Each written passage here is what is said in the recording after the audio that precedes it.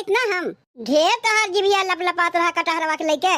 जिज्जी जौन कहा खोई हमें कहू, हमरे मन सेधु के कुछ कहू ना, काहे कि परवा से कटहरवा तोड़ के लेके नहीं आइन है, हम कटहरवा तोड़ के लेके आए हैं। तू ही काहे के लेबू?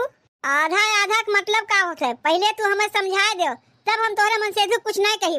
आधा आधा के ही मतलब होते भौजी कि एक कटहरा हमार मेहरुआ तोड़ के लेके आए, एक कटहरा तू तोड़ के ले लो। नहीं, आधा का मतलब उ नहीं होता है, हम तुम्हें बतावत है।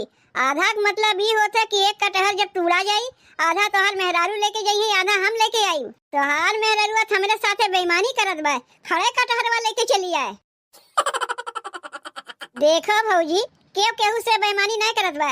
अगर हमार मेहरुआ खड़ा कटहर लेके आए बा तो तू जाके कटहर खड़ा ले लो। उ सैजिया के जब कटहरवा रही तब तो जाके ले। बड़का कटहरवा तोहर मेहरुआ लेके चली आए, अब छोट छोट कटहर बा ओका हम लेके आई। इनके मुँहे लागा बेकार है, ई केहू बतिया सुनबे नहीं करतिन, खाली अपने बतिया ऊपर किए रहतिन। तनी समझा दो अपने मेहरारू के, ज्यादा हमरे मुँहे ना लगी हैं।